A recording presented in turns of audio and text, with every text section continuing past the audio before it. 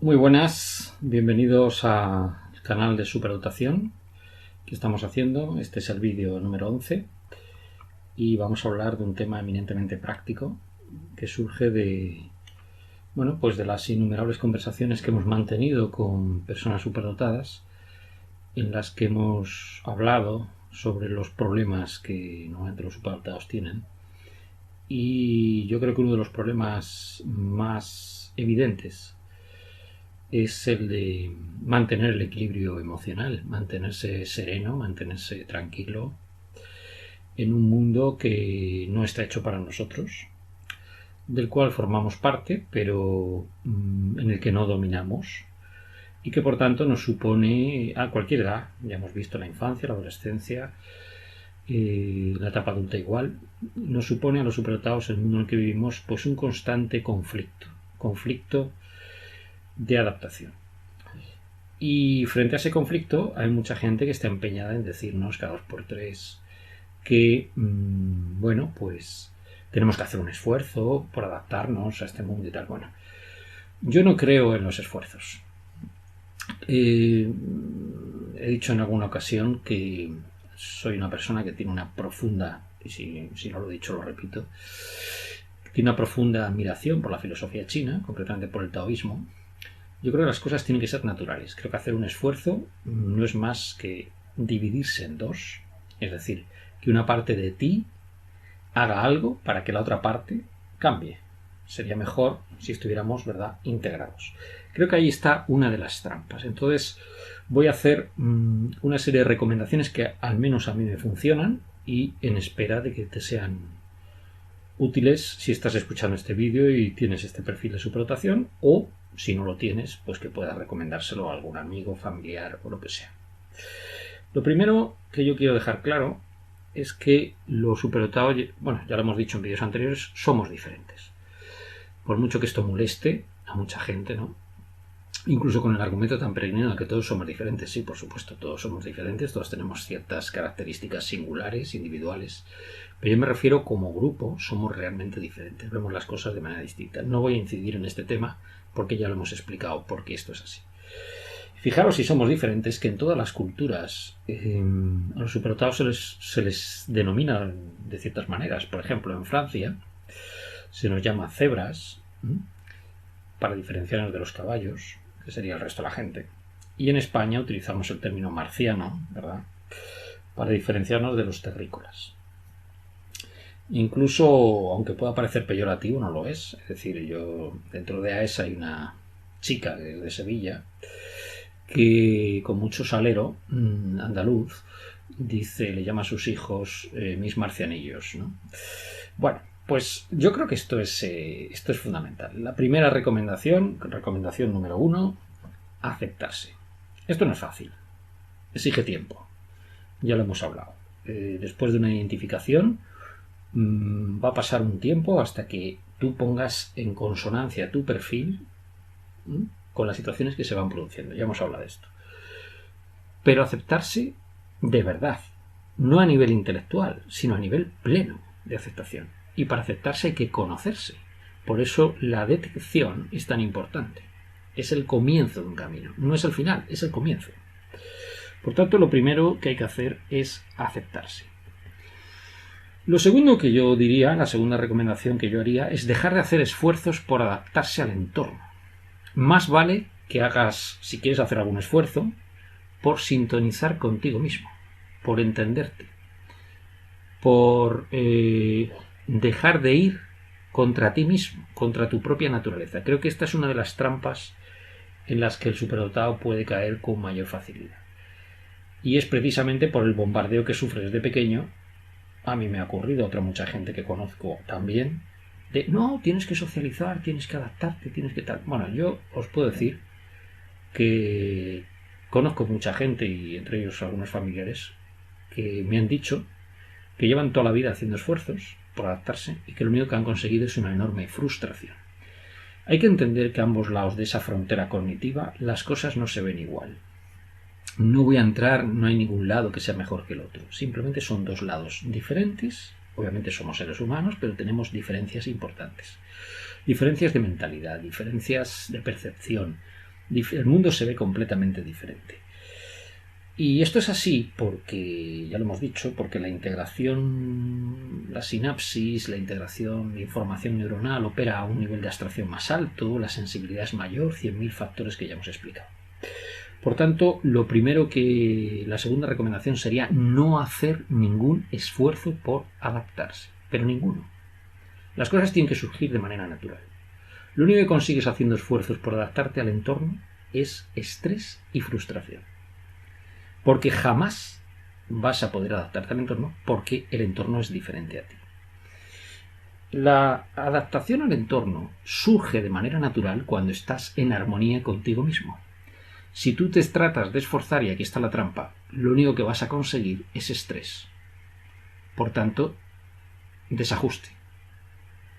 Es muy paradójico que a mí me ha ocurrido, y a otra mucha gente también, que cuando dejas de hacer esfuerzos es cuando estás tranquilo. Y cuando estás tranquilo y en armonía es cuando la gente te empieza a aceptar como eres. No toda, pero una gran parte. Y descubres que no tiene la menor importancia y que para mucha gente le da exactamente igual que tú seas superdotado o que no lo seas. Es decir, es un rasgo más de tu personalidad y te aceptan las buenas personas, las personas inteligentes y abiertas, te aceptan como eres y Santas Pascuas. Y al que no le guste, pues como decimos en España, joscone. Bien, por tanto, no hay que hacer ningún esfuerzo. Y eso es porque nos genera estrés, como digo, pero también porque todos los esfuerzos que hagas son en vano. Es decir, jamás en el otro lado te van a aceptar plenamente, como esa gente muy abierta, y esa gente muy abierta no te va a exigir esfuerzos. Por tanto, sé tú mismo, que eso yo creo que es la mejor recomendación que se puede hacer a cualquier persona, pero en este caso especialmente. Otra característica que yo creo que es sumamente importante de entender es que los superdotados, y esto lo hemos hablado entre familiares muchísimo, los superdotados atraemos gente tóxica. ¿Qué conocemos por gente tóxica? Bueno, pues gente que tiene unas formas de funcionar dañinas desde un punto de vista emocional. Gente que, por ejemplo, vive aprovechándose de los demás, utilizando a los demás, o simplemente chantajeándote emocionalmente. Una persona puede ser tóxica para unos y no serlo para otros. Los superdotados somos personas especialmente sensibles y sensitivas, las dos cosas. Y por tanto, es muy frecuente que nos hagan daño. No digo que haya que cerrarse, pero sí que hay que mantener unas distancias. Con todo el mundo no puedes mantener la misma distancia. Es como un combate de boxeo. Tienes que mantener la distancia de boxeo. Es decir, si te acercas mucho te la dan. Y si te alejas mucho, pues tampoco entras en el juego, ¿no? Entonces, eso es algo totalmente empírico que uno debe descubrir, ¿no? Y desde luego, personalmente, yo mantengo una distancia de kilómetros con cualquier persona que detecto que es tóxica. No quiero hablar mucho de mí, pero voy a utilizarme como ejemplo. Porque, obviamente, ya lo he dicho, me conozco como el ejemplo que tengo más próximo. Yo tengo dentro de la superdotación un perfil especialmente de empatía y me afectan mucho los estados emocionales de los demás. Es posiblemente una característica que a mí me sorprendió mucho porque nunca pensé que tuviera esta característica y es precisamente la característica que tenía bloqueada. A medida que uno se va desbloqueando, se va dando cuenta, pero de una manera increíble. En mi caso ha sido un descubrimiento absoluto. Jamás pensé que iba a descubrir eso en mí mismo, que realmente tengo una especie de radar emocional. Mi padre me decía que yo era una esponja emocional y él me conocía bien, evidentemente. Me afecta tanto los estados de ánimo de las otras personas que no puedo ver una película de dramas sociales, por ejemplo. Sufro como una magdalena en cuanto estoy viendo a alguien que lo está pasando mal, aunque sea en una película. Yo tengo que ver películas de ciencia ficción, películas que no sean de la realidad. O sea, las películas de dramas sociales no las soporto. De hecho, me pongo enfermo, no puedo verlas. Y mi mujer se ríe por ello, pero es así.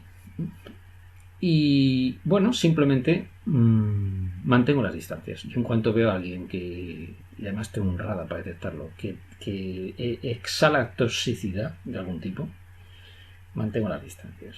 Yo sé que paso por desagradable, por maleducado en muchos casos, pero me da exactamente igual. Es decir, lo primero soy yo. Pues ese es un poco el mensaje que quiero lanzar. Es decir, hay que protegerse emocionalmente, lo cual no significa cerrarse, son dos cosas diferentes. Lo que no puedes hacer es abrirte completamente con ciertas personas que son tóxicas. Las personas tóxicas hay que mantenerlas bien a raya. Y las estrategias de toxicidad, en caso de los superdotados, son especialmente refinadas porque hay mucha gente que percibe que eres distinto y que se puede aprovechar de ti. En el trabajo constantemente. Hay gente que se te va a acercar para intentar utilizarte. Pero es que esto pasa desde pequeñitos. Es decir, los niños de AES, de la Asociación Española para Superdotados y con Talento, en las reuniones que tenemos anuales, comentan habitualmente que tienen que trabajar solos. ¿Por qué? Porque todo el mundo se aprovecha de ellos. Es decir, al final tienen que hacer el trabajo ellos de 5 o 6, trabajan en grupo, con lo cual acaban trabajando solos. Estas son estrategias habituales que pasan. Por tanto, la toxicidad de los demás, el aprovechamiento del superdotado y todas esas estrategias, hay incluso dentro, ya he dicho que hay un lado oscuro en las altas capacidades, y uno de los aspectos oscuros es precisamente estas personas que no se atreven a dar el paso para identificarse, o que tienen un hijo superdotado y pretenden que tú les arregles el problema, ¿no? A mí me han llegado a llamar personas que pretendían que yo me desplazara 300 kilómetros para dar un curso, simplemente porque ellos no querían trasladarse 30 kilómetros a una gran ciudad para pues entrar en una asociación o que le valoraran a su muchacho, ¿no? Entonces, este tipo de conductas también son tóxicas. O sea, no solamente son los terrícolas los que emiten toxicidad, también, insisto, hay un lado oscuro dentro del mundo de los marcianos, que hay que tener en cuenta. Bien, y sobre todo hay que huir de las personas tóxicas no solo por el daño que te pueden hacer, sino por los efectos a largo plazo. Cuando tú te relacionas mucho con gente tóxica, te vuelves desconfiado y te cierras precisamente a contactos con personas que pueden ser interesantes. Por tanto, la mejor manera de no gastar energía, ¿verdad?, de conservar el chi, como dicen los chinos, ¿verdad?, sería el mantenerse lejos de estas personas. Como recomendación también haría el evitar la procrastinación, es decir, ese dilatar permanentemente, esa frustración que nos generan el mundo terrícola, con sus reglas absurdas desde nuestro punto de vista y sus protocolos. Hay que tener una enorme paciencia. Por ejemplo, yo ante un trámite administrativo me pongo enfermo. ¿Por qué? Porque tengo la sensación de que todo es caótico, de que muchas veces los procedimientos administrativos no funcionan. A mí, por ejemplo, me han denegado becas porque yo he mandado la documentación, a pesar de que la información de la beca decía que se podía mandar en un formato de uso Linux, se podía mandar en un formato LibreOffice. Luego, la verdad, la secretaria del organismo que se supone que iba a dar la beca no tenía ese plugin necesario, ¿no? Constantemente los marcianos nos enfrentamos a una frustración permanente cada vez que tenemos que hacer un trámite, porque el mundo terrícola, lo siento mucho si alguien me molesta, pero no usa mucho la lógica para hacer las cosas. Y esto nos produce un enorme estrés. Por tanto, evitar la procrastinación. Es decir, hay que asumir un poco que tienes que hacer esos trámites y que tienes que, pues adaptarte al mundo terrícola. Que ellos son mayoría, es decir, es así. Y a ti te parecerán absurdas 100.000 cosas, pero tienes que aceptar que ese absurdo es el que funciona.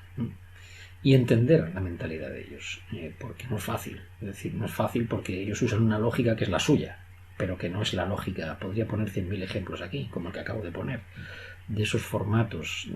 Sacan una convocatoria, dicen que aceptan un formato y luego resulta que la secretaria de este organismo no tenía adaptado el sistema informático. Y cada 2 por 3 pasan estas cosas. Cada vez que vas a hacer un trámite, entonces yo cuando me enfrento a un trámite me enfrento como si fuera un procedimiento táctico. Es decir, voy a cubrir todas las posibles fuentes de error. Todo lo que pueda hacer un terrícola para fastidiarla y asumir que todas esas cuestiones pueden producirse.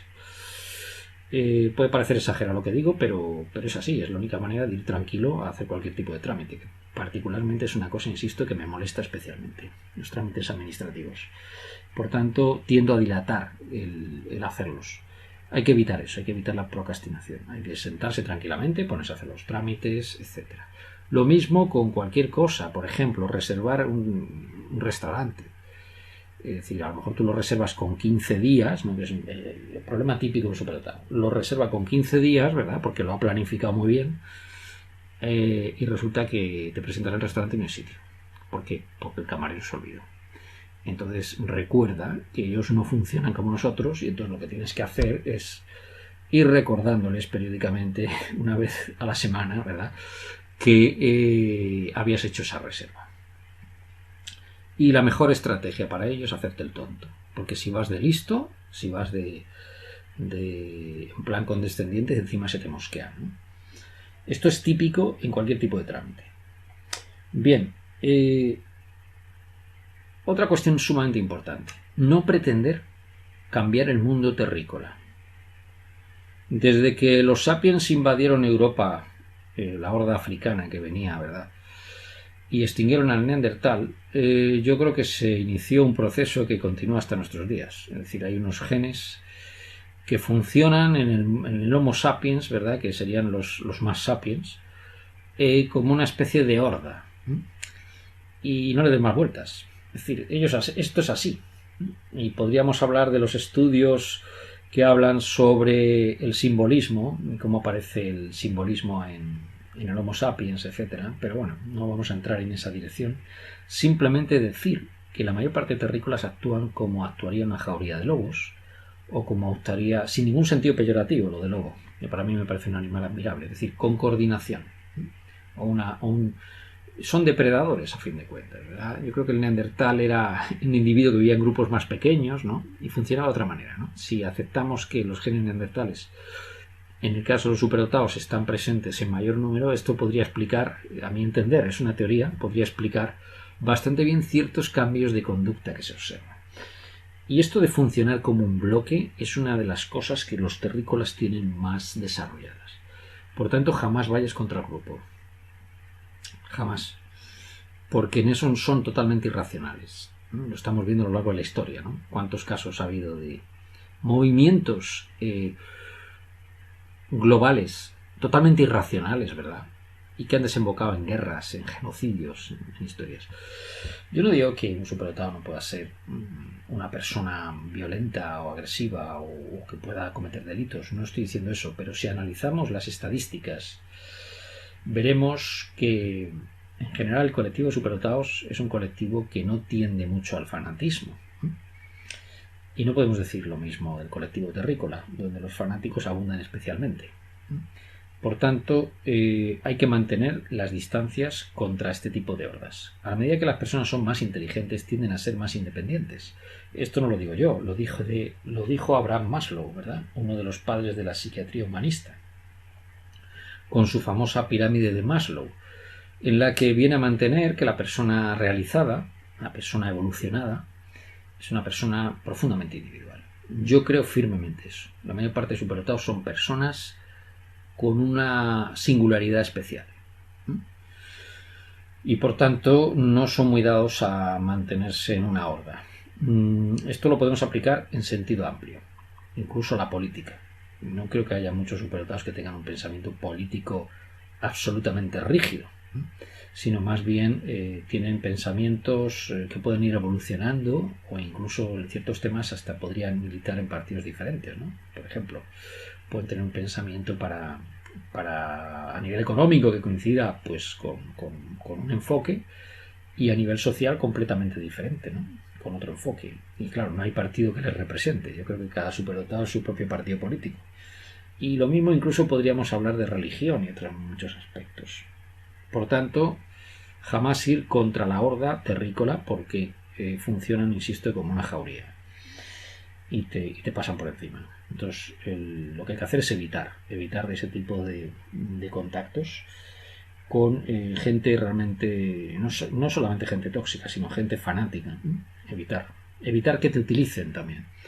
La tendencia, yo lo he dicho varias veces, creo que los superdotados atraemos ciertos tipos de gente problemática que ven en nosotros, algunos les llamamos la atención, otros ven una oportunidad de aprovecharse, como he dicho, pero otros simplemente ven una oportunidad de descargar sus frustraciones. A mí me comenta un familiar que le pasa habitualmente, va en el metro y se encuentra con gente que le mira de mala manera, y no estamos hablando de paranoia, estamos hablando de hechos reales.